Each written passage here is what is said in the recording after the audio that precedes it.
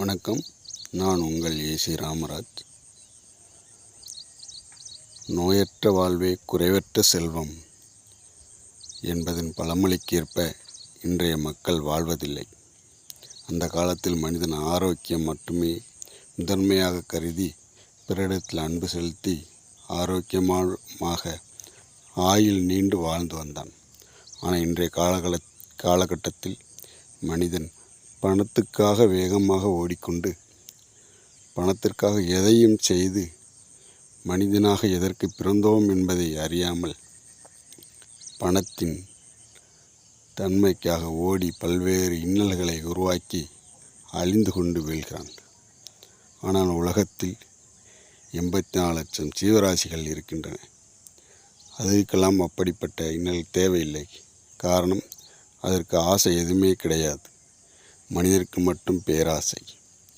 எல்லா ஜீவராசியும் எப்படி பிறப்பதோ எப்படி இறப்பதோ அதே போன்றுதான் மனிதனுக்கும் நடக்கும். ஆனால் மனிதன் அதை பற்றி சிந்திப்பதில்லை, அதை பற்றி அறிவுறதில்லை. காரணம், பேராசை, பணத்தாசை.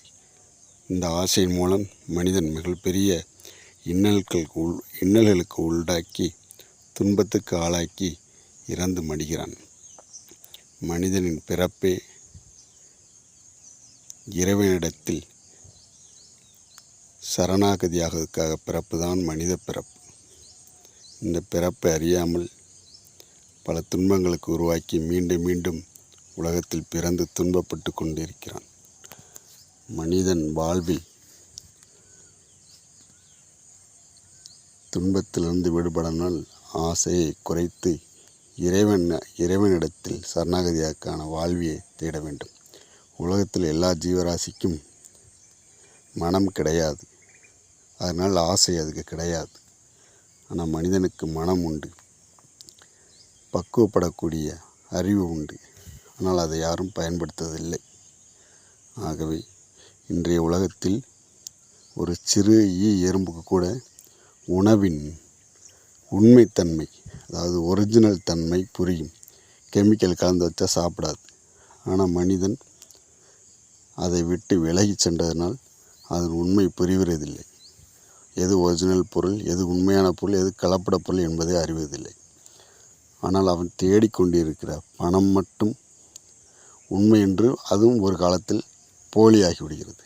ஆக மொத்த இரண்டையும் இழந்து நிற்கதியாக நிற்கக்கூடிய சூழ்நிலை மனிதனுக்கு இந்த காலகட்டத்தில் உருவாக்கிறது. ஆகவே பொருளின் உண்மைத்தன்மை அறிந்து இயற்கையோடு வாழ்வதற்காக மனிதன் வழி செய்வோம் என்பதற்காக இந்த பதிவினை உங்களுக்கு நான் இப்போது உங்கள் ஏசி ராமராஜ் பதிவிட விரும்புகிறேன். இதை கேட்டு மனிதன் வாழ்வில் மேன்மை அடையுமாறு உங்களை பணிவன்போடு கேட்டுக்கொள்கிறேன். நன்றி, வணக்கம்.